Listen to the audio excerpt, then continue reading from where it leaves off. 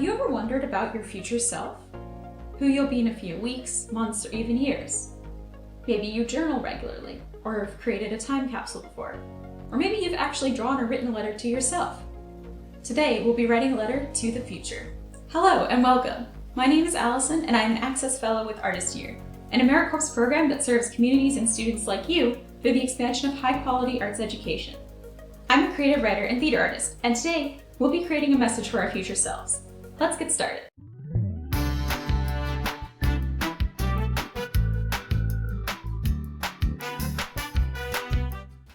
While I am recording this in the midst of the COVID-19 pandemic, your letter does not need to focus on or even include any of that. Some of the questions, such as what your daily life looks like or even how you're doing, may be affected, but this is for you and by you. You can choose what to add, remove, or change as best fits current and even future you. First, decide how far into the future you're writing to. Is it in a few months? This time next year? Maybe a milestone like a certain birthday or graduation. You can choose what to add, remove, or change as best fits current and even future you. Take a moment to reflect on what you want to tell, ask, and remind the future you of at that time. Here are some ideas and categories you might want to include. There's also a link in the description for you to use by making your own copy of it. My favorite song is blank. My favorite food is blank. Something I like to do for fun is blank. Other favorites you might have. What current events are happening? A day in my life looks like blank. I'm watching this TV show or movie. Here's a photo, meme, or video. What questions or plans do you have for the future? I predict, or I think that blank. Here's a question I have. In the future, I want to be a blank. Here's some advice I have for us.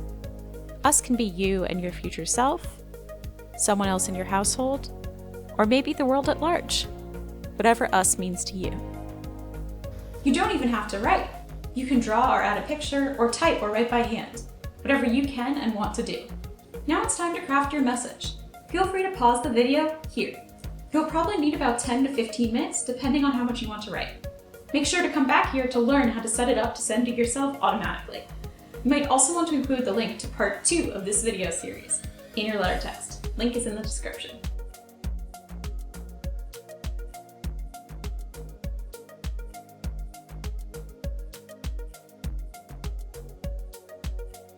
Welcome back! You have a few options for sending your letter. They are using a Gmail account, a website called Future Me, or old-fashioned pen and paper with a digital reminder. I suggest getting a grown-up to help you with email. There will be links or chapters in the description of this video for you to skip the ones that are not relevant to you. First, the good old-fashioned pen and paper. If you hand-wrote or printed your letter, you can put it into an envelope or just fold it to hide the contents. Make sure you write the date you want to receive it, or the occasion, such as your 18th birthday, graduation, or anything else. Then you can either put it in a safe place where you'll find it, or ask a friend, grown-up, or other person you trust to give it to you later. You can even set a reminder in your phone or calendar, or email yourself with its location. Second is if you have a Gmail account. This could include your school email, but don't use it if you'll be receiving a letter after you've graduated and your email account is deactivated. First, open up your email and select Compose in the top left corner to start a new email. You should see a new email pop up in the bottom right corner of your screen. Enter the receiver's email address. This might be a little bit weird because it will be going back to you. Enter a subject line you'll recognize, like, "Hello from your past self," or "What's up? It's future you." Next, copy and paste the contents of your letter into the email body. Click the arrow next to the blue Send button at the bottom of the email. Do not hit Send yet. You should see this window in the center of your screen. Select Pick Date and Time on the bottom of the menu. Adjust the calendar and time to whenever you'd like to get your letter. I recommend about 3 to 6 months from whatever date you're watching this. You should see a new tab on the left side under Inbox, Spam, and other categories called Scheduled. You're all set. You can use this feature for other emails too. If you clicked Send too early, don't despair. Go to your inbox and select the email you just got from yourself. Copy and paste your email, subject, and body text into a new email. Then use the previous instructions to finish schedule sending it. Finally, you can use futureme.org, but you will still need an email address.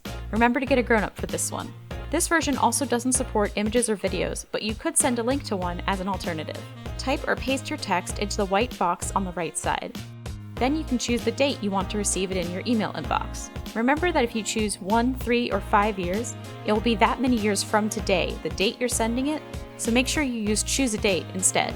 You can also choose to make your letter private or public but anonymous, meaning no one knows it's by you. I recommend keeping it private. If you have any questions or concerns, check out the FAQ and terms of use at the link on screen and in the description.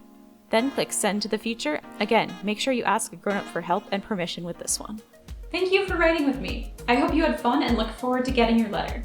Remember to check out the other activities on Artist Year Creates channel and to keep on creating. Bye!